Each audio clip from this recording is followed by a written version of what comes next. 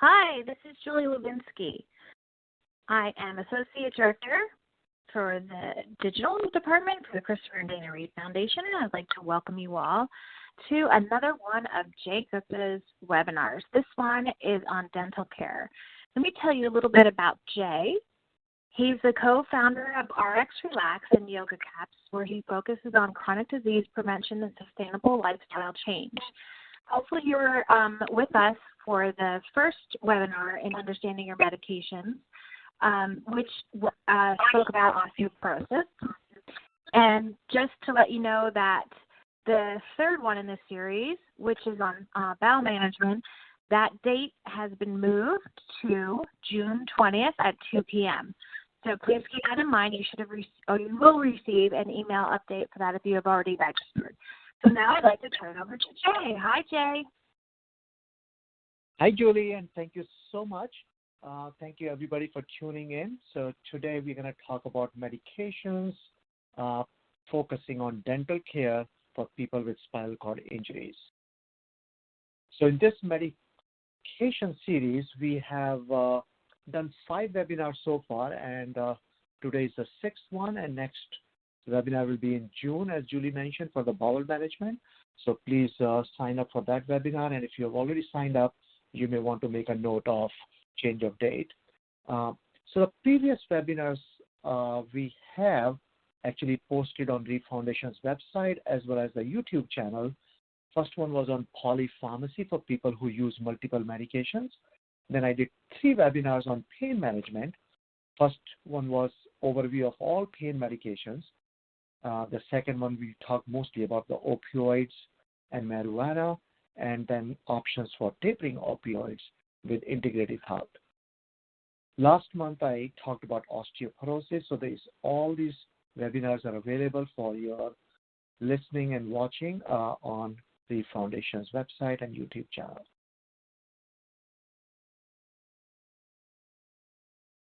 So today we are going to talk about dental health. And I want to emphasize here to start with that dental health is connected with overall health. It's not about just the mouth and what's happening with the teeth. It affects our overall health. And I'll describe in detail about that today. If you are listening to the recording, make sure that you check on the updates on this information because the medical information changes all the time. Of course, do your own research to stay educated. Most places I'm going to use the generic name of the medications, but some places I might use brand names to make it more relevant for you guys. But I have no disclosures to make with the companies who manufacture any of those medications. I have taken some of the pictures from the cyberspace, which may not be individually acknowledged. And the content of this webinar is for educational purposes only. It does not replace your medical or dental care. So you need to stay in touch with your own dentist and the doctors and pharmacists to serve your health better. So today's objectives, we're going to talk about dental care. We'll go over overall recommendations from American Dental Association, but focus specifically on persons with spinal cord injuries. We'll talk about the medicines which can actually hurt our dental health and also the medicines which help with the dental health. So we're going to cover a lot of medications today, and then we'll give a quick overview of the questions you need to ask a dentist, particularly when you are in the market to look for a new dentist. All right, let's start with the dental care recommendations coming from ADA. So ADA's recommendations are very general. They are on the basis of a lot of data and the systematic reviews, and each individual needs to get their recommendation from their own dentist, depending on your health conditions, what medications you are taking, and what your family history is like. So this is their recommendation.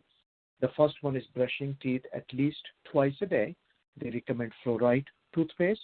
Cleaning in between the teeth every day is recommended. Eating a healthy diet and limiting sugar intake. Considering tobacco cessation. So we'll talk about that a little bit more. Seeing a dentist regularly. For regular dental preventative, it's recommended that we visit the dentist twice a year. and maybe more if you have some issues with the teeth. Avoiding the oral piercings because of all the potential adverse events which can happen with the piercings. If you have risk for gum disease, using a mouth rinse or a toothpaste with antimicrobial properties. If you have risk for dental cavities, using fluoride. And using the interdental cleaning tools, so cleaning in between the teeth is very important. If you have plaque, then using a power toothbrush. So we'll talk about all these things in detail as we move forward in this presentation. So people with spinal cord injuries, so most common barriers or the concerns which we hear are, number one is the cost and finding a dentist who accepts our insurance. So most dentists, you have to make sure the dentist is in network with your insurance. I think that's the best way of saying that. Also finding a dentist who understands spinal cord injuries, all the comorbid conditions that come with SCI. Issues about accessibility of the offices and transportation. Also the challenges which come for home care routines for people with SCI, and how can we get caregiver support and help, and also the adaptive tools.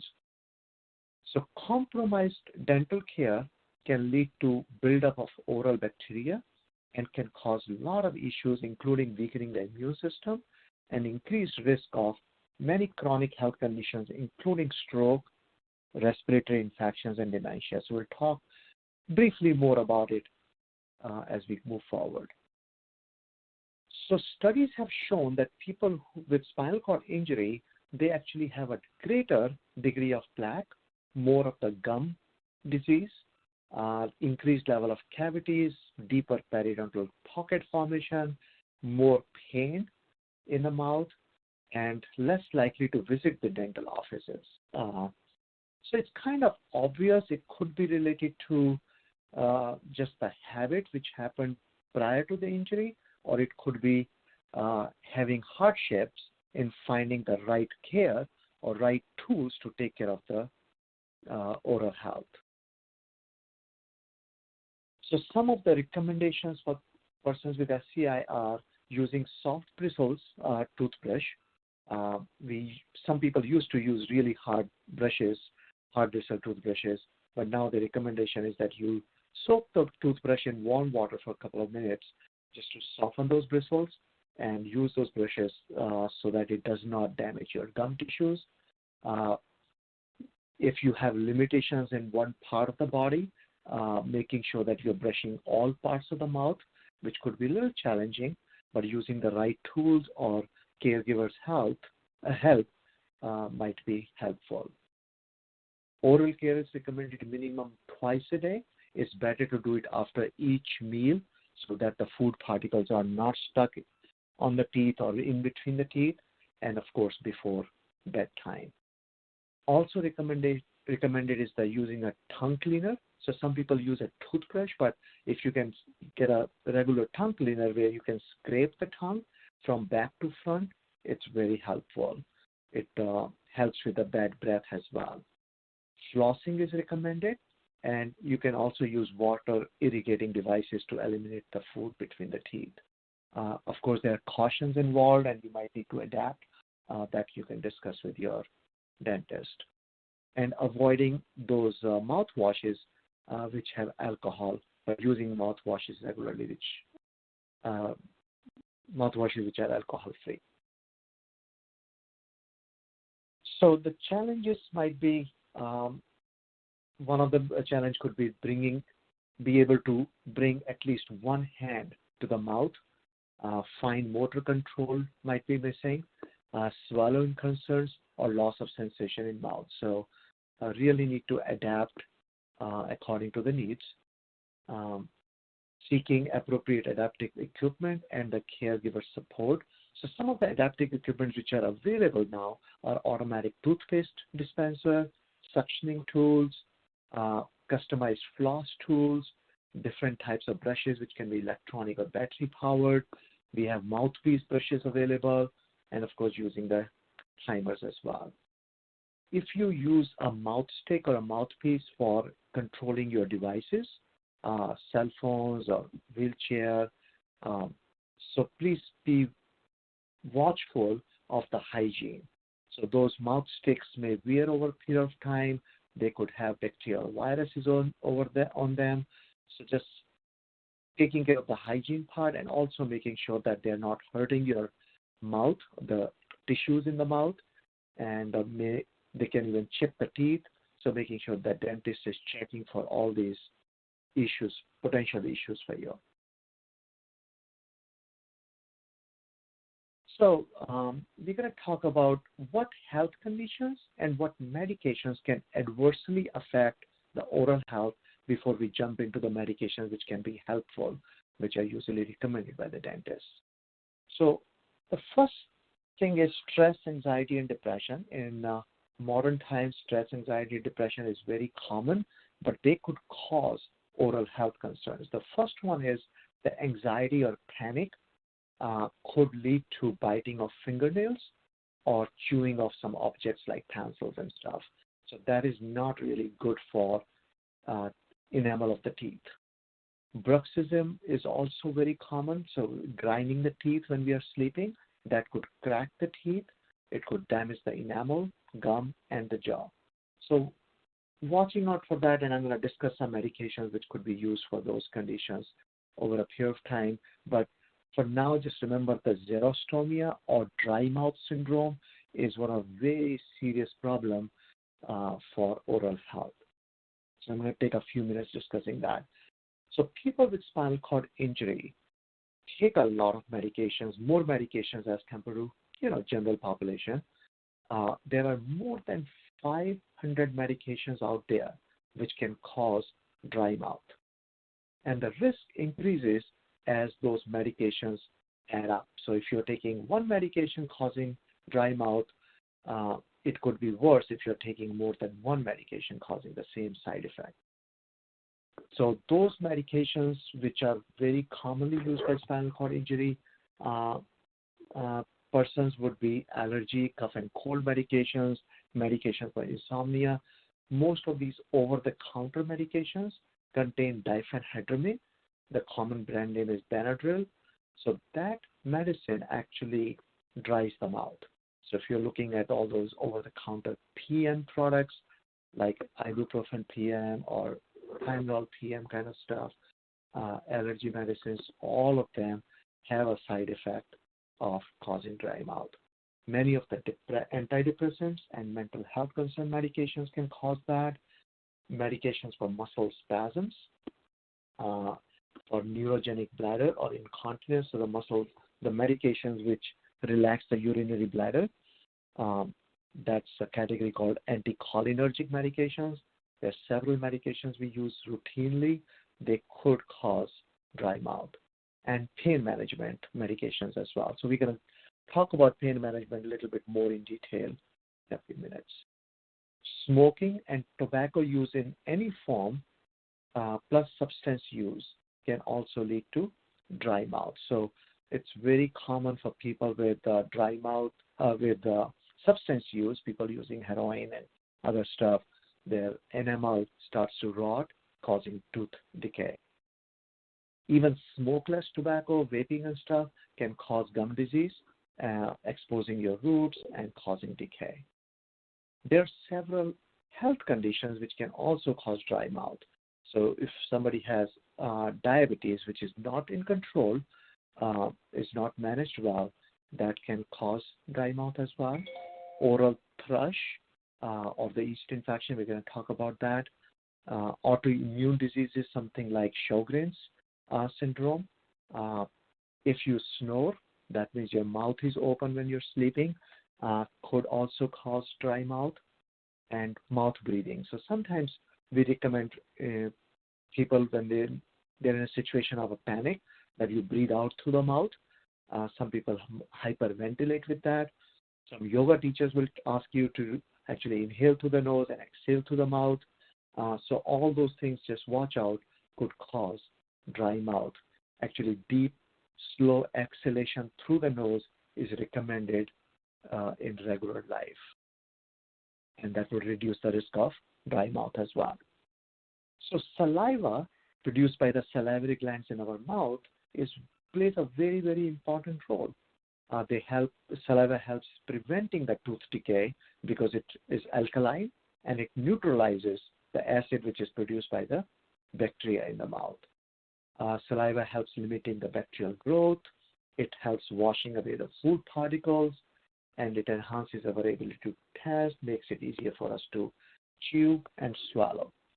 So if we are not producing enough saliva in the mouth, you'll notice the dryness, the stickiness in the mouth, saliva becomes thick, difficulty chewing, speaking, swallowing, could lead to dry or sore throat, hoarseness, and changed sense of taste.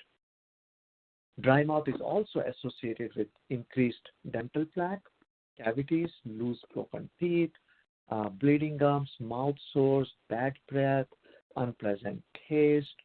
So a lot of conditions. So we're going to talk about that in a little bit more, but just know that if you are having difficulties chewing and swallowing, it can lead to compromised nutrition, so affecting your overall. So how do we manage dry mouth? The first and foremost is finding out what is causing the dry mouth. If it is your health condition causing it, it will be a different situation because you need to manage your, say for example, diabetes. You need to manage that better. And once you are managing your diabetes, you will not experience dry mouth. If a medicine is causing that, then we need to either change that medication to something which will not cause dry mouth, or maybe reduce the dose of that medication. So I recommend a medication therapy management review session. I've talked about that before. So most insurance companies, particularly Medicare, covers your time to sit with a pharmacist, and they can review all your medications to see which ones might be causing any of the side effects or adverse events. How can we optimize the medication therapy so you're not taking too many medications or taking only the ones which are helping you. So the risk is lower and the benefit is higher. Try sucking on ice chips. That's one of the easiest options because the ice chips will help, the sucking action will help stimulate the salivary glands, but also when the ice melts, it is hydrating your mouth. Of course, you can also use sugar-free candies, hard candies, or the chewing gums to produce more saliva. We'll talk about the treatments a little later, so saliva replacement therapy and antifungal therapies plus fluoride. So there are a couple of other health conditions like acid reflux, which is not really good for dental health. So if you have GERD or gastroesophageal reflux disease, when the acid comes in the mouth, that can really cause damage to the teeth. Many dietary supplements, particularly the ones which have high iron content, that can cause heartburn. There are several medications which are used by people with spinal cord injury, like anticholinergics, antidepressants, opioids, oral bisphosphonates. We talked about it in last webinar when we talked about osteoporosis. So watching for these medications which are possibly causing acid reflux, and that needs to be treated. If you have acid reflux, antacids are probably not a long-term solution for you because most of the antacids come in, sweet, chewable liquids or chewable tablets. So they're not good for oral health. They also may cause dry mouth and rebound acidity. So stomach produces more acid because antacids are neutralizing the acid. So you need to discuss that with your doctor, how to fix the hyperacidity issue with other medications. Many of the psychotropic drugs can cause dental health issues, so we don't have enough time to cover that, but just wanted to highlight that here. So I briefly mentioned illicit drug use. So I worked with, as a director of pharmacy in a city health center, where we work with people with experiencing homelessness, and many of them have substance use disorder. Unfortunately, illicit drug use, particularly cocaine, crack cocaine, meth, heroin, all these medications actually cause the damage to the teeth. So gum destruction, decaying of the enamel, nerve damage. It can also lead to teeth grinding, the bruxism, causing more pain, infections in the mouth. It could be fungal as well as oral. People who use drugs might have more cravings for sugar, or if people are in recovery, they might have more cravings for the sugar as well. So all these factors all together make the person who is using those opioids or street drugs at higher risk for dental health issues. Tobacco use, we know, has several issues. People who smoke, they already know. So I'm not going to be preaching here, but I just wanted to highlight there were 2 studies, 30-year studies conducted by Tufts University in Boston, and they found that smokers are 2 times more likely to lose their teeth than non-smokers. So tobacco use definitely adversely impacts the health of our teeth. Of course, you can discuss with your doctor, the dentist, as well as the pharmacist to find support. How can you minimize the use of tobacco and eliminate if possible? So now we're going to switch gears and talk about the medicines which are commonly prescribed by the dentist, or they are also available over the counter to support your oral health. So I put them in 5 categories here. The first one is analgesics, the painkillers. Then we'll talk about anesthetics, antibiotics, antifungals, and then a couple of miscellaneous categories. So analgesics are pain medications. So I'm not going to spend a lot of time here, but I'm going to give you a quick overview. If you want to learn more about analgesics, that will be my webinar you can review on YouTube ReFoundation channel about the pain management. So most common problem with the teeth is the toothache as well as the soft tissue pain. Common medications are NSAIDs or non-steroidal anti-inflammatory drugs. They are the first line for pain management, and also acetaminophen, also known as paracetamol, or common brands are Tylenol or Panadol. NSAIDs also help reducing the inflammation, while acetaminophen blocks the pain signal directly. So let's go over some of the NSAIDs. So most commonly used NSAIDs are aspirin, ibuprofen, or naproxen. All 3 are available over the counter. In higher dose, ibuprofen and naproxen are also available on prescription. Ibuprofen can cause dry mouth. All the NSAIDs, particularly aspirin, is regularly used for heart health. It can actually reduce the blood clotting. Many people who have spinal cord injuries might be using a blood thinner. So watching that by adding an NSAID could actually increase the risk of bleeding. So if you're brushing your teeth vigorously or you're flossing and you start to bleed, that puts you at a higher risk. So you need to discuss that with your doctor as well as the dentist. NSAIDs also have a side effect of GERD or the heartburn. So if abdominal pain or bleeding, those kind of symptoms happen, they need to be not used. Also, there's cardiovascular risk and the kidney disease risk. Always make sure if you're taking NSAIDs or any medication, definitely let your dentist know about it, let your pharmacist and doctor know about it, and always take NSAIDs with or after a meal. They should never be taken empty stomach. Acetaminophen, also known as Tylenol or Panadol.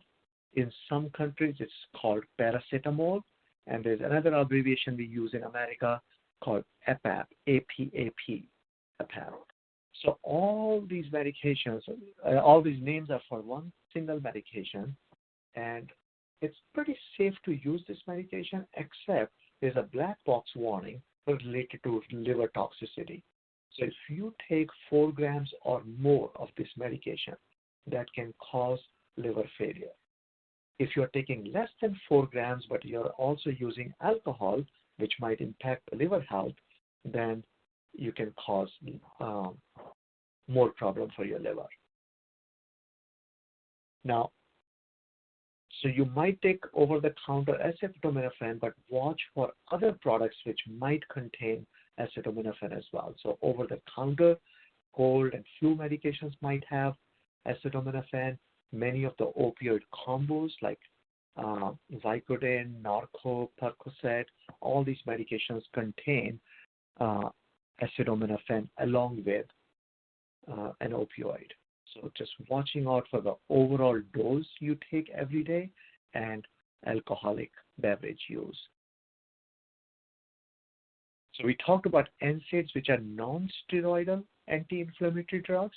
So this slide, I'm highlighting the corticosteroid, the steroidal drugs. They're recommended only for short-term duration for acute pain or inflammation after some surgeries. They're available only by prescription. Because of significant side effects and contraindications. There are a lot of cautions, and they're recommended only for very short-term usage. Opioids are not recommended as first-line treatment, even if it is an acute pain, acute dental pain. The pain can be really excruciating whenever there is a surgery or any surgical procedure in the mouth, but ADA recommends non-opioid like analgesic like NSAIDs should be considered as first line. However, many dentists prefer opioids over NSAIDs for several reasons. Over a period of time, we have seen overall decline in use of opioid prescriptions in America. Unfortunately, the usage by dentists keep increasing. So right now, about 12% of the opioids dispensed in America are prescribed by the opioids. Just to give you another perspective, that as compared to other countries in the world, the proportions of prescriptions written by American dentists for opioids is approximately 37 times higher. So they're definitely overprescribed in America, so we gotta watch for that and maybe not use those medications, particularly if you have experience of spinal cord injury. So people with spinal cord injury have several more issues which put us more at risk for opioid use. So I discussed that in the webinar on pain management with opioids.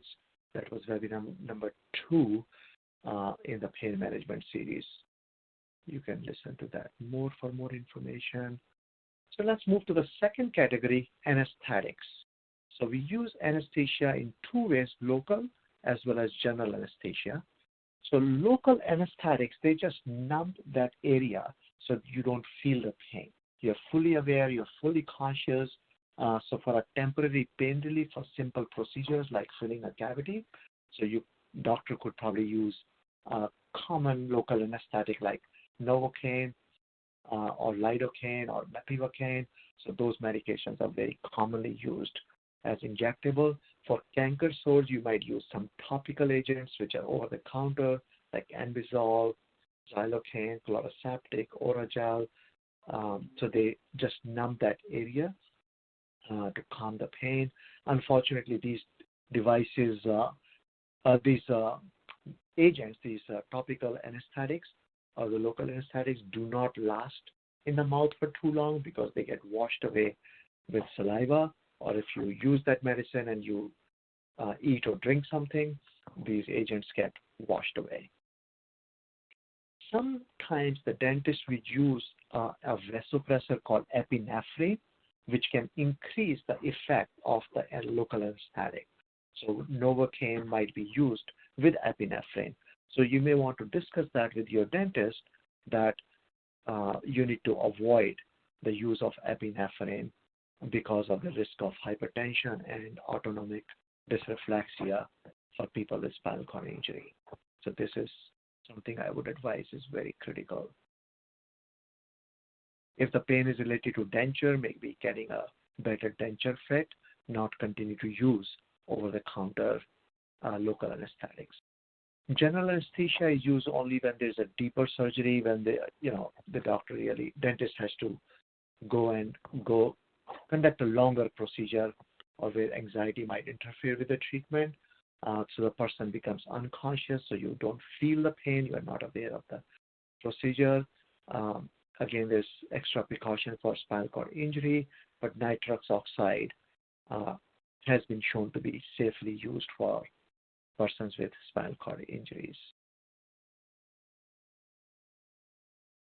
The third category is antibiotics and antibacterials. So antibiotics are used for prevention as a prophylactic for the infections, and also used if there's a tooth abscess or as an infection in the mouth.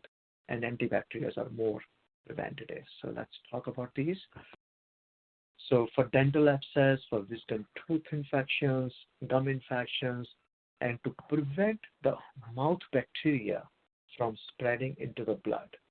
So we use antibiotics very commonly in dental procedures. So antibiotic prophylaxis, most commonly it is 4 capsules of amoxicillin 500 milligrams. So total 2,000 milligrams of amoxicillin is given 30 to 60 minutes before procedure. That is to prevent bacteria from spreading into the blood. However, now it is not recommended for everybody.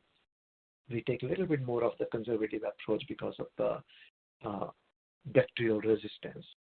So there's only a small subset of heart conditions and joint replacement conditions where you might need prophylaxis. It is not recommended for everybody. So antibiotic stewardship is we are watching overprescribing of antibiotics so that bacteria doesn't become resistant. So not using unless it's really needed.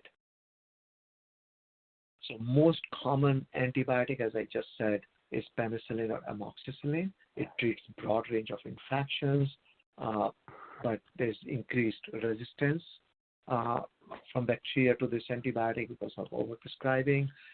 Warnings, particularly, the most common is the penicillin allergy. I think the allergy-wise, penicillin is the most common allergy in the healthcare world because it's a fungus. So it can lead to anaphylactic or hypersensitivity reactions. It can cause kidney issues. So taking only if recommended, if you're really a candidate for that, and if you're using any antibiotic for an infection, making sure you complete the course of treatment. If you're using it for abscess and your abscess is gone after 3 days, you don't want to stop taking antibiotic. You want to finish the course for the duration your dentist or the doctor has recommended it for.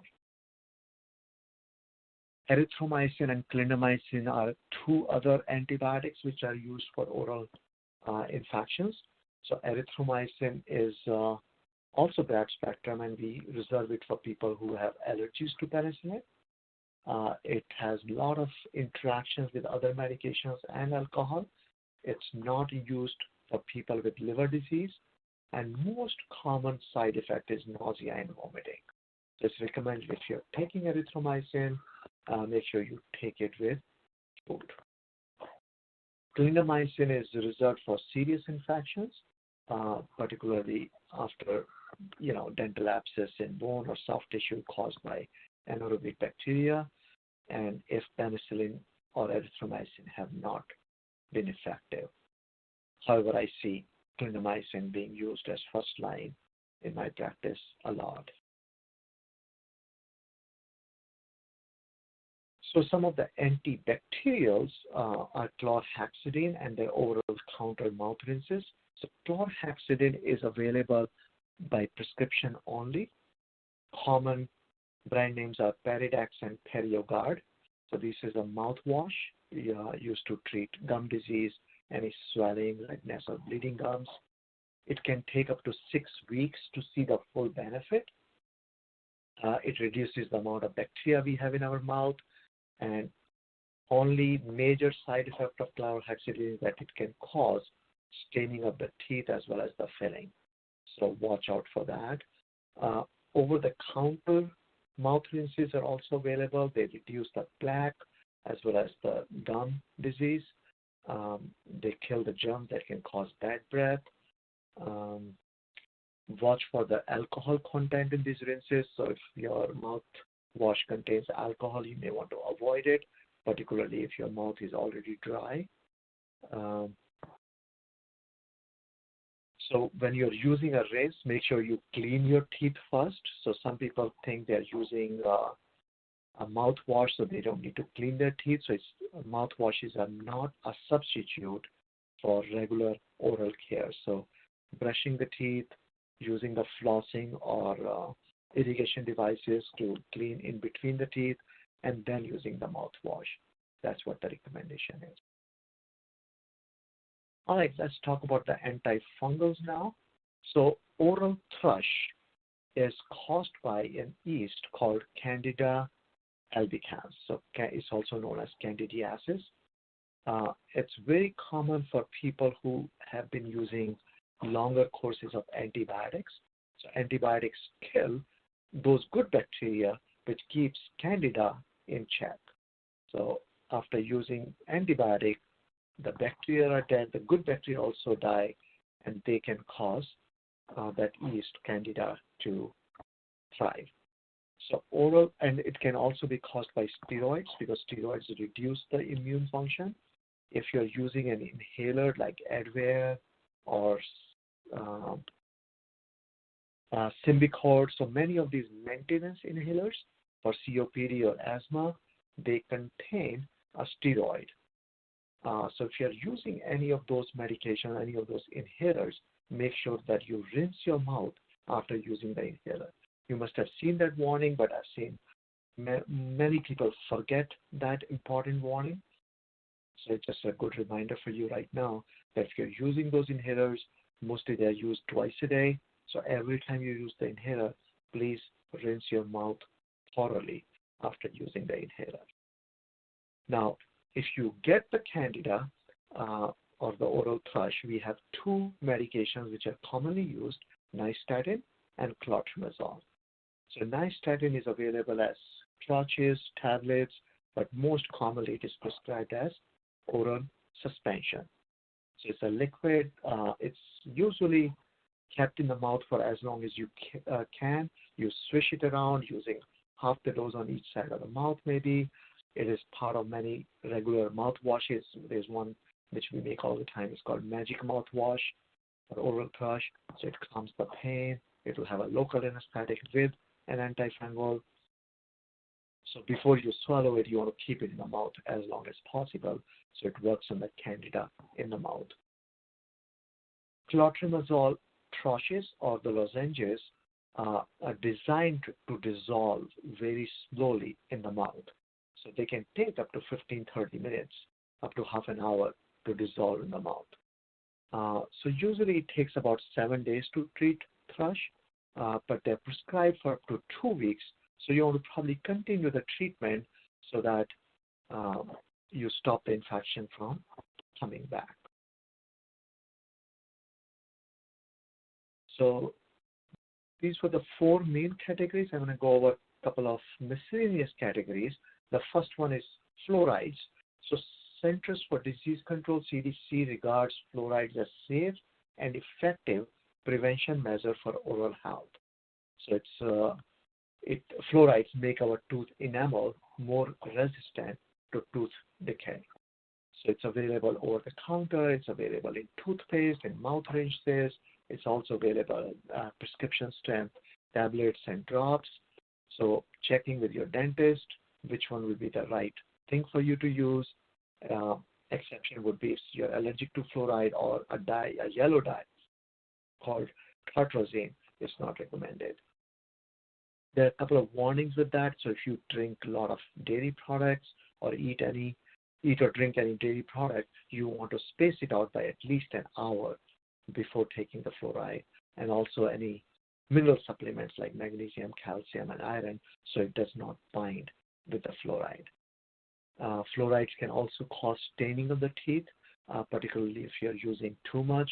They can also damage the bones and joints, so it's not you start consuming excessive amounts of fluoride. So everything in moderation depending on what your dentist recommends you.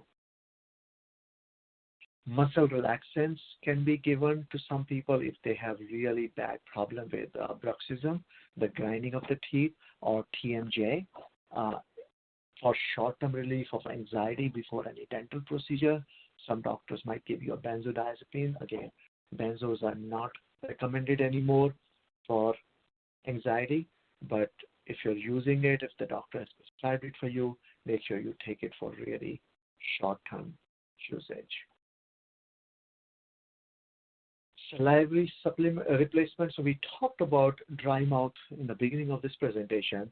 So we can manage the dry mouth by sucking on the ice chips, sugar-free hard candies, or chewing gum. So the mouth produces more saliva. The best thing we can do is finding out what medicines are causing or what diseases are causing dry mouth and try to manage those better. We have some pharmacological interventions. So over the counter, there are a lot of products out there. Biotene is one of the very common brand names. So these products work like they moisturize the mouth. They're gels, toothpaste, rinses, mouthwashes, or saliva substitutes. So study them and maybe look for a recommendation from your dentist, which one will be the best option for you. There are 2 prescription medications available, pilocarpine and cevimeline.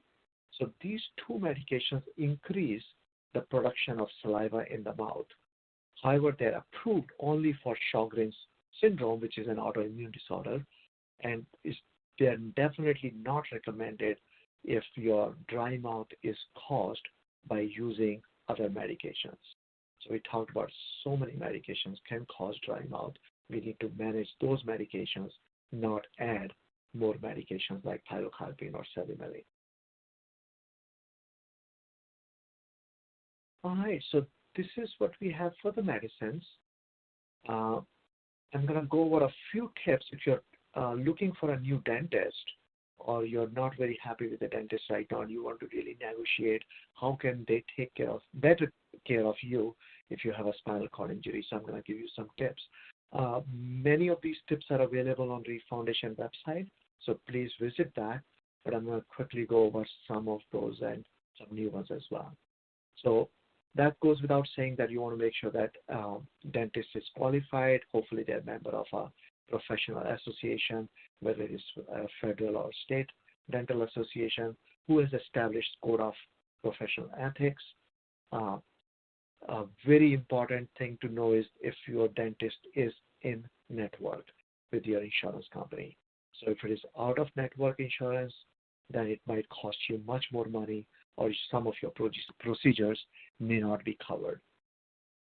Also need to ask your insurance about which procedure will be covered and which procedure will not be covered. You may want to ask your dentist if they have experience in treating persons with spinal cord injuries. There are certain co-occurring conditions with SCI which dentists may or may not be familiar with.